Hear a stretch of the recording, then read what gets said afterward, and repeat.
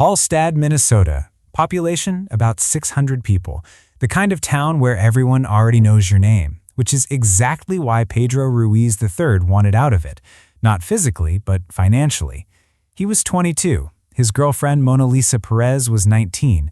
They had a 3-year-old daughter together, a second baby on the way, and a YouTube channel called La Mona Lisa that had been posting for about a year with almost nothing to show for it. Pranks, vlogs, the standard starter pack, a few hundred views a video, nowhere near enough to matter.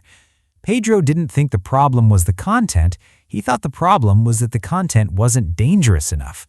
The idea he landed on: find out on camera whether a thick hardcover book could stop a bullet from a .50 caliber Desert Eagle handgun, one of the most powerful semi-automatic pistols sold to civilians anywhere in the world. Not a paintball round, not an air rifle. A .50 cal at close range fired directly at his chest with an encyclopedia as the only thing standing between the muzzle and his ribs. He'd apparently tested something similar once before and shown Mona Lisa a book with a bullet hole that stopped partway through. Proof, in his mind, that the physics checked out. He was confident enough that this wasn't a gamble, it was a formula. Mona Lisa was not confident. Multiple times in the days leading up to it, she told him no. She told him she was scared. She told him she didn't want to be the one holding the gun. June 26, 2017. Evening. 2 cameras were set up outside their home, one mounted on the car, one on a ladder angled to catch the shot from 2 directions because Pedro wanted this to look good, not just survivable, good. In the footage that investigators later pulled and eventually released, footage that would go on to be shown in a courtroom, not a subscriber feed, you can hear Mona Lisa's voice shaking. At one point she tells him flatly that she isn't doing it, that she can't. Pedro doesn't stop setting up the shot. He tells her this is his first video for the new channel and he wants to do it right. In another clip filmed that same day, he talks directly to camera about what he's chasing, not the money exactly, not yet, the feeling. He describes himself as someone who loves the adrenaline, the near-death rush, and says he hopes it's the kind of thing that hooks an audience so hard they can't look away, that they'll watch, he says, right up until the moment he fails. He wasn't wrong about the hook. He was wrong about which version of failing he was signing up for.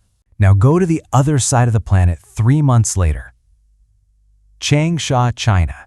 A 26-year-old named Wu Yongning, known online as China's first rooftopper, a term for people who scale skyscrapers, cranes, and towers without ropes or harnesses, purely to film themselves at the top. Wu had over 1 million followers across Chinese platforms. He'd posted more than 500 climbing videos. He was, by influencer standards in that space, already a success, reportedly earning the equivalent of tens of thousands of dollars from sponsors and platform payouts. He had martial arts training and some background as a film stuntman, which he leaned on as credibility. This wasn't recklessness, he'd tell viewers, this was skill. In late 2017, a competition offered a cash prize, reported at somewhere around 100,000 yuan, roughly 15,000 USD, for the best roof-topping stunts submitted for a promotional challenge. For context, that's more than most people in his position would make from months of normal content. Wu decided to go for one of the tallest targets he'd attempted yet, the Huayuanhua Center in Changsha, 62 stories tall. He also had a personal reason to want that money badly. According to his family, he was planning to propose to his longtime girlfriend just 2 days after the stunt and intended to bring a traditional bridal gift worth roughly $12,000 to her parents. His mother was also in poor health, and part of the payout was earmarked for her medical care.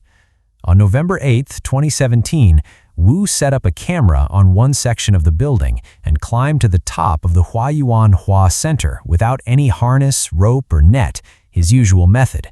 At the summit, he did what had become something like a signature move in his videos: pull-ups hanging entirely off the edge by his arms, dozens of stories above the street. The camera he'd placed to capture the moment kept rolling. Partway through, he lost his grip. He fell roughly 45 feet before landing on a lower terrace. A window cleaner working the building found his body sometime later. Chinese state media used his death as a warning, publishing editorials criticizing live streaming and short video platforms for rewarding exactly this kind of escalation. Content designed, as One Piece put it, to hype up danger, purely to pull in more eyeballs and more profit, with no real safety oversight in place. It wasn't the first roof-topping death tied to the trend, and it wasn't the last. What makes Wu's case land differently than Pedro's isn't the method, it's the math. He wasn't an amateur who got lucky with a theory about bulletproof books. He was a trained professional who'd done this hundreds of times and survived every single one.